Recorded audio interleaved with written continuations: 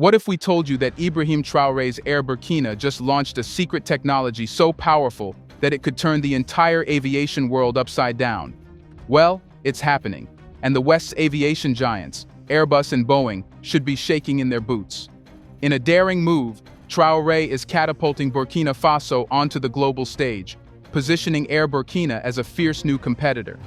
This isn't just about an airline, it's about revolutionizing aviation in a way no one expected. With this bold launch, Traoré is rewriting the rules of the game, and the aviation industry may never recover from the shock. Everything is about to change, and Air Burkina is leading the charge. But did Traoré do it? Let's find out.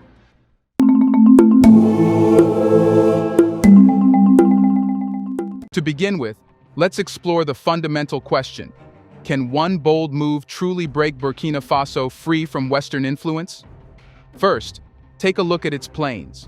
The West, after all, has long been accustomed to dominating African economies, often through subtle and not-so-subtle financial traps like foreign loans, aid programs, and predatory leasing arrangements.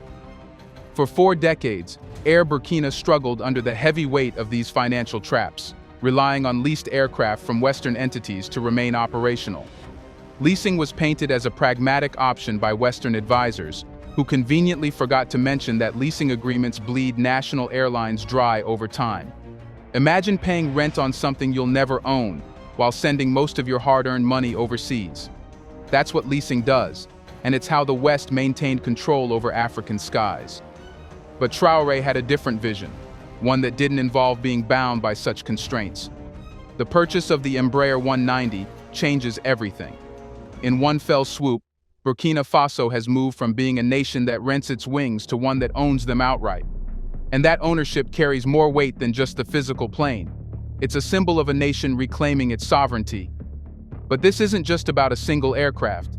This decision is the embodiment of a larger shift that's been brewing across the continent.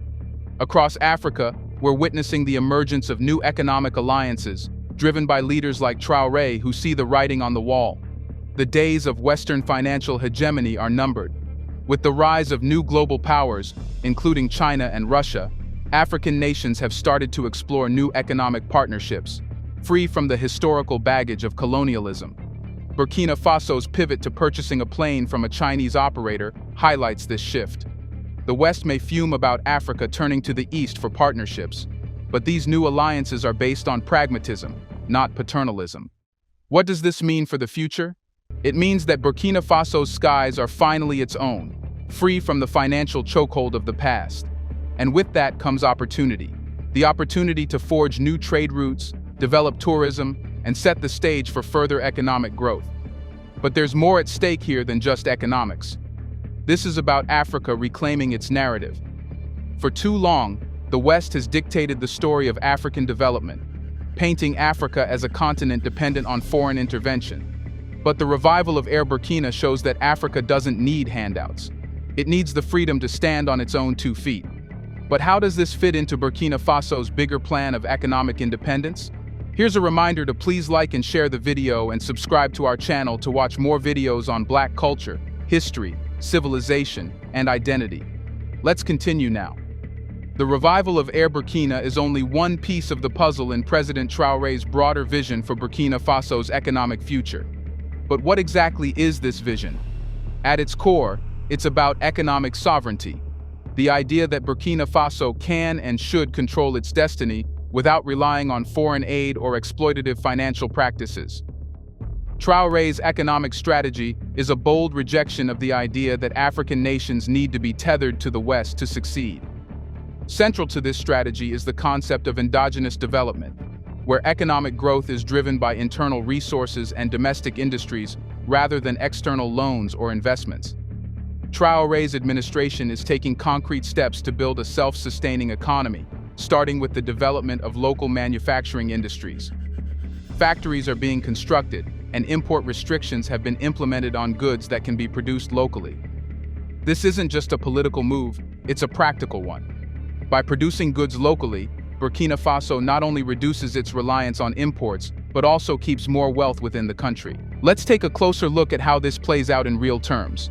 For example, The government has placed strict limitations on the importation of certain agricultural goods and textiles. These are products that Burkina Faso can produce domestically, but for years, imports undercut local industries, flooding the market with cheap goods. Now, with these import restrictions in place, local farmers and manufacturers have the chance to thrive, creating jobs and retaining wealth within the country. This is economic nationalism in action, and it's a direct challenge to the neoliberal economic policies that the West has imposed on Africa for decades. Air Burkina fits perfectly into this vision. A national airline isn't just a symbol of pride, it's an economic engine. With Air Burkina back in the skies, Burkina Faso is in a better position to foster tourism, facilitate trade, and attract foreign investment. But here's the kicker. This investment won't come with the same strings attached that we've seen in the past. Burkina Faso is making it clear that it will set the terms for its economic development, not the IMF or World Bank. And then there's the gold refinery. For years, Burkina Faso's wealth has been siphoned off by foreign corporations exploiting its gold reserves.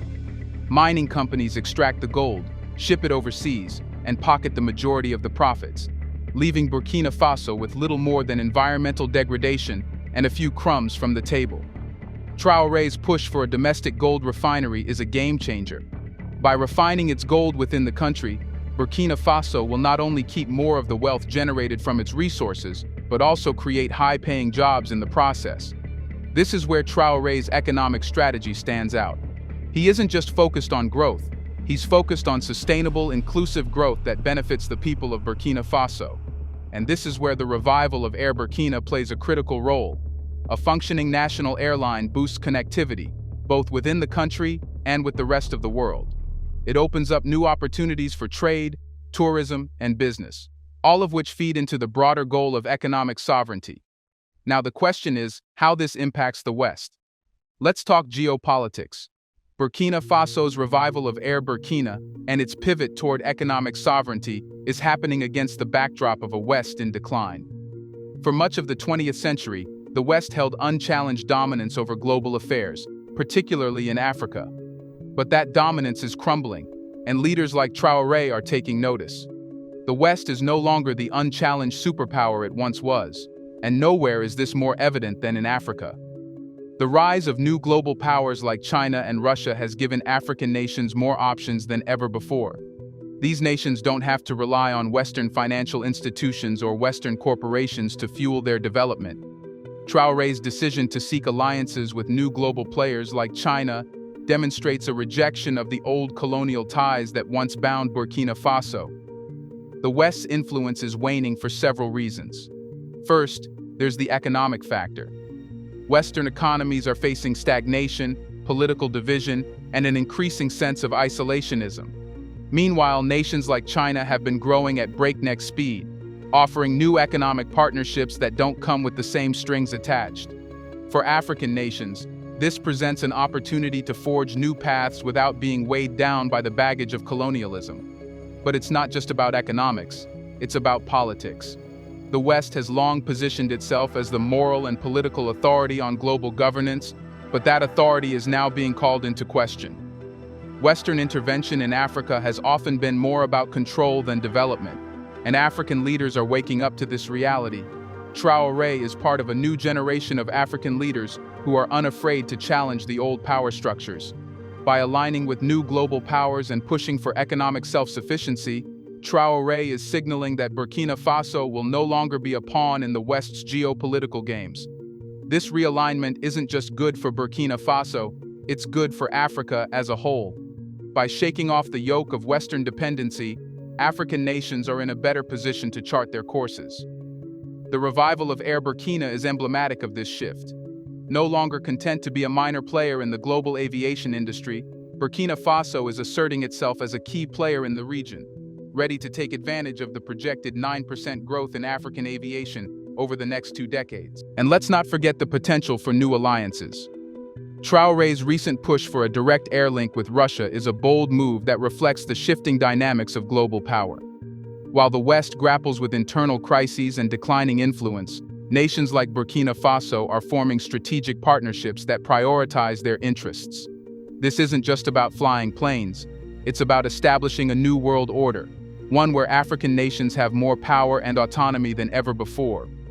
But can this move truly revive Burkina Faso's workforce and national pride?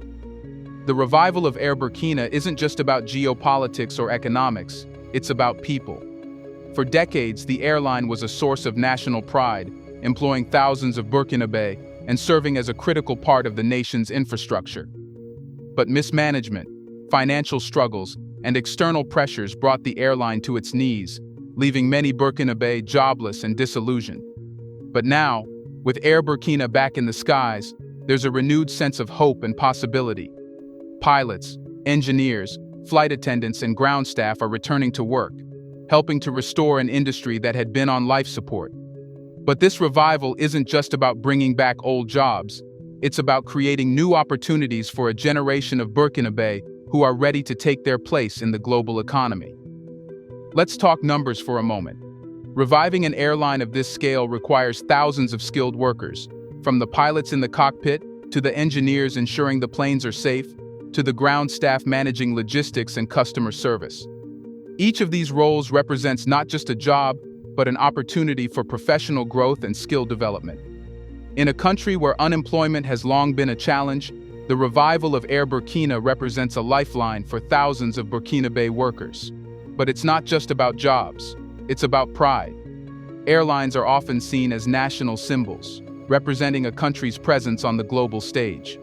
For Burkina Faso, Air Burkina is more than just a business. It's a source of national identity. The pride of seeing their national airline take to the skies once again, owned and operated by Burkinabe, has reignited a sense of belonging and unity within the nation. And it goes beyond national borders. Air Burkina's revival is a statement to the rest of Africa and the world. Burkina Faso is back, and it's ready to claim its place among the continent's leading nations. This resurgence in national pride will have a ripple effect across society, boosting morale, confidence, and ambition among the people. Now the question is, what does this mean for Africa as a whole? The revival of Air Burkina is not just a victory for Burkina Faso, it's a spark that could ignite a broader movement across the African continent. Could this be the beginning of a Pan-African aviation renaissance, where African nations band together to create a network of self-sustaining, independent airlines? Historically, African aviation has been plagued by financial mismanagement, corruption, and political interference. From the collapse of Air Afrique to the struggles of Nigeria Airways, the continent's skies have been littered with failed attempts at establishing strong national carriers. But Traoré's bold leadership is showing that these failures don't have to define Africa's future. Imagine a future where African nations cooperate to establish a network of interconnected, profitable airlines, connecting African cities and countries without the need for foreign carriers. This isn't a pipe dream, it's a possibility. The success of Ethiopian Airlines, widely regarded as Africa's most successful airline, has already shown that it's possible to run a profitable, world-class airline in Africa. Could Burkina Faso be the next success story? With the revival of Air Burkina, the answer could very well be yes. Traoré's bold moves are providing a roadmap for other African leaders to follow. By focusing on economic sovereignty, national pride, and the development of local industries, he's showing that African nations don't need to rely on the West to build their futures. This isn't just about aviation, it's about reclaiming Africa's place in the world. As more African nations take notice of Burkina Faso's success, we can see the beginning of a Pan-African movement that reshapes the continent's infrastructure, economy, and global standing. Air Burkina's revival is more than just a national victory. It's a symbol of Africa's rising power and the dawn of a new era of African unity and independence. Now, if the West had to get back control, especially of Burkina Faso's air industry, how can it do it? If the West were to regain control over Burkina Faso's air industry, they would need to employ a combination of economic, political, and diplomatic strategies to reassert their influence. The West has historically used financial leverage as a tool to control developing nations. One way to regain influence would be through the strategic offering of loans and financial aid under the guise of development assistance or modernization efforts. They could propose attractive financing for infrastructure projects related to Burkina Faso's aviation sector, such as airport upgrades, fleet expansion, or safety improvements. However, these loans would likely come with strings attached, such as the requirement to purchase planes or technology from Western companies, or implement certain regulations favorable to Western interests. Western countries could encourage their private airlines and aviation companies to form strategic partnerships with Air Burkina. This could include code-sharing agreements, joint ventures, or even partial ownership stakes in the airline. By offering expertise, technology, and operational management, Western Airlines could position itself as indispensable to Air Burkina's operations, eventually gaining a significant foothold within the airline structure. Through such partnerships, they could slowly increase their control over key decision-making processes. The West could apply political pressure through diplomatic channels. Western nations often have deep ties with international organizations such as the International Monetary Fund, World Bank, or the European Union. They could use these organizations to apply diplomatic and economic pressure on Burkina Faso's government, encouraging policies that benefit Western interests. For instance, they could lobby for Burkina Faso to comply with certain aviation regulations or standards that align with Western norms, creating a dependency on Western aviation systems. In addition, they could leverage their relationships with Burkina Faso's neighboring countries or regional bodies like ECOWAS to isolate Burkina Faso politically if it refuses to cooperate with Western aviation or economic interests. This could involve sanctions or restrictions that would push Burkina Faso into a position where it might need Western assistance to mitigate economic or diplomatic fallout. If the West seeks to regain control over Burkina Faso's aviation industry, it will likely do so through a combination of financial incentives, strategic partnerships, political pressure, soft power, and technological dominance. The overarching goal would be to reintroduce dependency in a way that ties Burkina Faso's future growth to Western systems, ensuring long-term control without overtly appearing as the bad guy. However, with leaders like Ibrahim Traoré prioritizing economic sovereignty, any attempts by the West to regain control will be met with significant resistance, as Burkina Faso, and indeed much of Africa, is increasingly embracing a multipolar world. But now that you've seen the pieces come together, can you still doubt the power of a single bold move to reshape an entire continent's destiny? Is the West as unshakable as it once seemed, or is Africa rewriting the rules of global dominance? Let us know in the comment section. With Burkina Faso leading the charge, how many more African nations will break free from the chains of dependency? Do you want to watch more videos like this one? If so, subscribe to our channel and press the bell icon next to it. We have decided to bring videos on something nobody talks about: the Black culture, civilization, history, and evidence about how glorious Blacks have been. Thanks for watching, and until the next video, stay tuned.